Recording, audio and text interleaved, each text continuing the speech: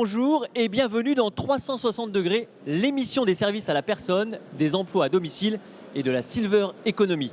La thématique du jour, l'emploi dans les services à domicile pour les personnes fragiles. Pour en parler, deux experts. J'ai l'honneur d'accueillir sur ce plateau Florence Arnaise-Momé. Bonjour. Bonjour. Est-ce que vous pouvez vous présenter? Oui, donc Florence Arnaise-Momé, déléguée générale du CINERPA. Le CINERPA est un syndicat professionnel qui fédère des maisons de retraite médicalisées, des résidences services seniors et également des services à la personne fragile, des services à domicile à la personne fragile. Donc quand on entend par personne fragile, personne âgée, personne handicapée. À vos côtés, Damien Cacaré. Bonjour, donc moi je suis dirigeant d'entreprise dans les services à la personne. Je représente deux groupes, le groupe Domidom et le groupe Adapt Service, qui sont donc des entreprises qui sont spécialisées dans la prise en charge des personnes fragiles. Alors justement, pour parler métiers, quels sont les métiers concernés par les emplois liés à l'aide aux personnes fragiles? Alors, on a plusieurs types d'emplois. On a ce que l'on appelle dans notre secteur les intervenants à domicile, les personnes qui vont auprès de nos bénéficiaires, de nos clients, donc ce public fragile. Ces intervenants à domicile, ce sont majoritairement des auxiliaires de vie, mais aussi des aides ménagères ou ce qu'on peut appeler des dames de compagnie qui vont prendre en charge le quotidien de la personne. Ensuite, nous avons des emplois administratif, parce que dans notre métier, il faut pouvoir encadrer, gérer, accompagner ces missions. Donc nous avons ce qu'on appelle des cadres administratifs, responsables de secteur, coordinateurs, les personnels qui vont gérer les plannings et les missions au quotidien, qui vont faire le lien entre les intervenants à domicile et les clients. Alors justement, quelles sont les missions liées à ces métiers pour les personnes qui interviennent auprès des personnes fragiles? Peut-être que je peux laisser finir peut-être Damien, puisque moi je suis plus sur l'organisation générale de la profession. Hein. Donc quelles sont les missions? Alors les missions sont des missions de prise en charge du quotidien. Lorsqu'on est dans une situation de dépendance ou de handicap, nous avons besoin d'être aidés quotidiennement pour les actes essentiels de la vie quotidienne, qui sont de se lever, de s'habiller, de prendre ses repas. Donc on est vraiment sur des missions d'accompagnement. Certaines missions peuvent être plus lourdes, avec des personnes par exemple très handicapées, où on peut avoir de la prise en charge vraiment lourde à domicile. Nous ne sommes pas dans le soin, ça c'est important, nous sommes vraiment dans l'aide et dans l'accompagnement. Donc on travaille en coordination avec le personnel soignant, mais on est présent tout au long de la journée, dans ce qui fait que la personne peut vivre dignement à domicile et dans les meilleures conditions de sécurité et de vie sociale. Alors, quelles sont les formations nécessaires pour aider les personnes fragiles? Alors justement, c'est vraiment un sujet essentiel, la formation professionnelle dans ce secteur, puisque c'est un secteur qui est quand même assez jeune. C'est un secteur qui vient du plan Borloo, des services à la personne. Et donc, il faut encore structurer et professionnaliser le secteur. Donc on développe énormément de formations sur ces profils qui intègrent, et je rappelle quand même que les besoins sont immenses, puisque la DARES, qui est un organisme d'État, prévoit la création de 350 000 emplois dans ce secteur de l'aide à la personne fragile. Donc c'est vraiment essentiel. Mais la formation nécessaire, basique, quelle est-elle? Alors on a tout type de formation en fonction des métiers dont a parlé Damien Cacaré. On peut avoir des formations gestes et postures, beaucoup, parce qu'il y a des manutentions de personnes à domicile, évidemment des formations liées à l'entretien du logement, à l'aide à la personne, des formations. Alors, ensuite, on pourra avoir dans d'autres types de services des emplois soignants, mais là, on est vraiment sur le service à la personne non soignante. Donc, ce sont des formations liées à le ménage à domicile. Peut-être que tu peux être plus précis sur ces formations-là. On a deux types de formations. On a ce qu'on appelle nos formations qui sont diplômantes. Il faut savoir qu'on a beaucoup de personnes qui viennent dans nos métiers qui sont peu ou pas diplômées, que l'on accompagne parce qu'il est nécessaire d'avoir du personnel formé. Vous imaginez bien qu'on ne laisse pas des personnes fragiles avec des salariés, des intervenants à domicile qui n'ont pas de formation. Donc bien évidemment, on rentre ces personnes dans des parcours de formation, ces personnes qui sont peu qualifiées ou pas qualifiées. Donc là, on est sur de la formation qui est diplômante. Ça va être des formations de type EAS, auxiliaire de vie aux familles, assistante de vie aux familles, ce type de formation. Ça, c'est des diplômes d'État.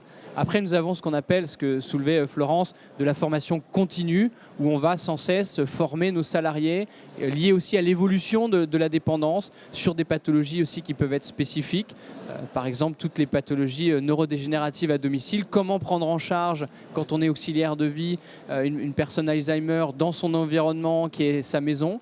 Tout ça, c'est des formations qu'on va mettre en place au fur et à mesure de son parcours dans l'entreprise et des missions qu'elle peut avoir au domicile. J'imagine que d'une région à l'autre, les besoins ne sont pas les mêmes en termes d'emploi liés aux services à la personne et aux personnes fragiles. Alors, on a effectivement dans des régions qui peuvent être... on n'a pas les mêmes problématiques en urbain et en rural. Donc déjà, effectivement, on a là des formations qui peuvent être un petit peu différentes. Les besoins aussi en recrutement sont quand même peuvent être assez différents parce que pas les mêmes profils. En rural, il faut absolument des personnes qui sont, je parlais des choses très pratico-pratiques, mais des personnes qui sont véhiculées, qui vont avoir des déplacements peut-être un peu plus importants. On a aussi des situations qui ne sont pas les mêmes. On peut avoir en milieu rural des personnes qui sont très isolées. Donc il faut avoir des formations aussi et des compétences pour rompre cet isolement, alors qu'on peut être, c'est vrai, en milieu urbain, avec une vie sociale peut-être un petit peu plus forte. Alors Florence, qui recrute? Quels sont les recruteurs? Alors, tout le secteur aujourd'hui, tout le secteur des services à la personne recrute d'une manière générale, mais c'est vrai que le champ de la personne fragile, eu égard au vieillissement de la population, est un secteur en plein essor. Donc, c'est beaucoup d'entreprises du type de celle de Damien, ADAP, Domidom, des associations, tout type d'acteurs recrutent aujourd'hui dans le service à la personne, dans des grosses enseignes, des indépendants, tout type. Alors, et vraiment, d'ailleurs, le développement clé de l'emploi dans ce secteur est vraiment lié beaucoup au grand âge. Et c'est pour ça que le Synerpa, qui est d'abord un syndicat de maisons de retraite privées, s'est déployé petit à petit vers l'aide à domicile, parce qu'on sait bien que la personne, elle vit un parcours. Elle vit un parcours à partir de sa perte d'autonomie, des débuts de sa perte d'autonomie. Elle a d'abord besoin d'aide dans son logement. Elle a besoin d'ailleurs qu'on la renseigne sur ce qu'elle peut faire dans son logement. Et puis après, elle a besoin éventuellement plus tard d'un hébergement médicalisé. Mais avant, il y a toute la partie aide à domicile qui maintenant devient le cœur de métier quand il s'agit du grand âge. Est-ce que pour évoluer dans ce métier, il y a des perspectives où finalement on rentre dans une profession, une carrière et finalement on y reste à vie? Alors, je pense que le métier a déjà évolué. Il y a 30 ans, il y a 50 ans, on rentrait dans ce secteur, on était bénévole. Aujourd'hui, on est salarié, on est accompagné par son employeur.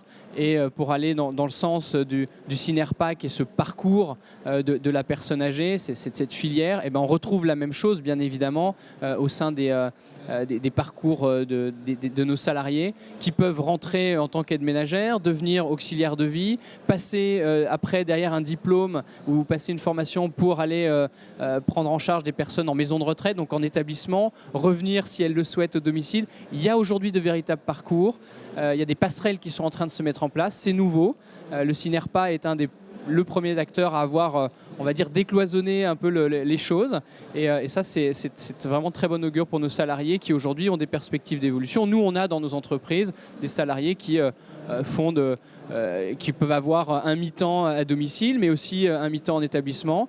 Ça permet aussi d'évoluer, de voir autre chose, de ne pas être seul au domicile, de travailler avec une équipe en établissement, etc. Donc il y a vraiment des évolutions qui n'étaient pas forcément possibles il y a quelques années, qui sont en train de se mettre en place.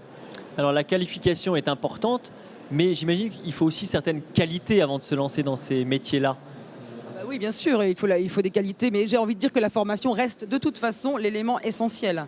Les qualités, bien sûr, les qualités humaines qu'il faut avoir dans une profession qui vous ramène à la relation à une personne, qu'elle soit âgée ou non. Donc de toute façon, il faut des qualités d'écoute, l'envie de bien faire, il faut et aussi cette capacité à être justement dans l'écoute de la personne fragile, qui est une écoute un peu particulière. Et remplir le besoin d'une personne fragile, c'est toujours un peu particulier. Donc oui, effectivement, il y a des...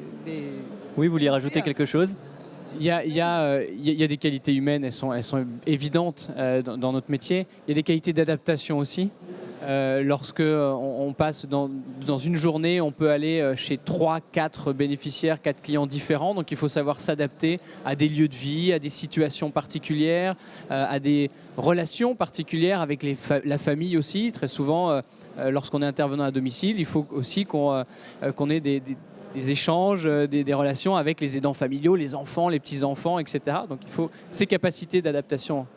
Est-ce qu'il faut nécessairement être plus âgé que jeune pour faire ce métier, ou les jeunes sont tout à fait admis Ah non, au contraire. Non seulement ils sont admis, mais on les attend, nombreux d'ailleurs. Encore une fois, hein, tout le parcours de la personne âgée, c'est un secteur qui, pendant les 40 prochaines années, ne connaîtra pas la crise. Mais là, on est formel, hein, on est formel sur ce point.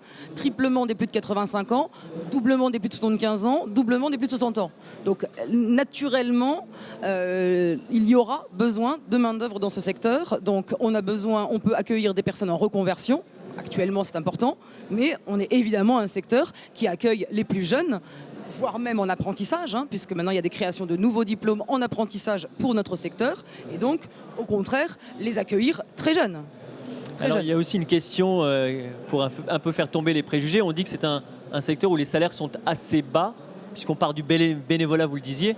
Quelle est la réalité sur les salaires ? Je vais me permettre effectivement de répondre parce que justement ça c'est un sujet de la profession dans son ensemble. C'est vrai que le secteur des services à la personne est encore un secteur morcelé, encore trop à temps partiel, parce qu'évidemment ce sont des missions chez plusieurs clients et plusieurs personnes tout au long de la journée, donc il faut pouvoir faire des plannings temps plein. Mais l'objectif qu'on s'est assigné au CINERPA, c'est le même que celui qu'on avait eu il y a 15 ans dans le champ des résidences médicalisées, où aujourd'hui on a 80% de temps plein et 80% de CDI, c'est de faire la même chose dans l'aide à domicile. Il est impossible, avec la demande qu'il y a aujourd'hui, qu'on ne soit pas capable d'ici 2-3 ans d'offrir, et notamment des groupes structurés, des temps pleins avec des CDI, donc, et avec de la formation professionnelle et du parcours. Et dans les 10 ans à venir, comment va évoluer le secteur ? Dans les 10 ans à venir, alors ça c'est une bonne question. Nous on espère qu'on ira encore un peu plus loin dans le lien entre tous les acteurs, l'aide à domicile mais aussi le soin à domicile. Aujourd'hui il y a une incohérence un petit peu législative qui fait que voilà, si Damien veut créer demain une agence d'aide et de soins, ça va être un peu le parcours du combattant.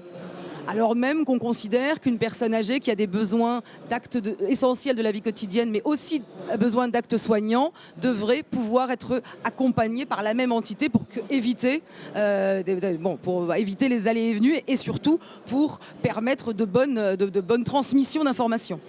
Donc il y a ce genre de choses qui va se développer. On pense beaucoup, et c'est pour ça qu'on est en lien avec au CINERPA avec tous les secteurs, on pense beaucoup que la maison de retraite peut aussi aujourd'hui, elle est assez compétente aujourd'hui pour être une plateforme et pour diffuser de l'aide à domicile dans tout le quartier autour de sa maison de retraite, de la maison de retraite. Donc on pense pouvoir faire une sorte d'EHPAD à domicile, c'est-à-dire avoir une logistique dans la maison de retraite médicalisée qui peut aller dans les différents logements autour. Vous vouliez terminer, conclure rapidement ?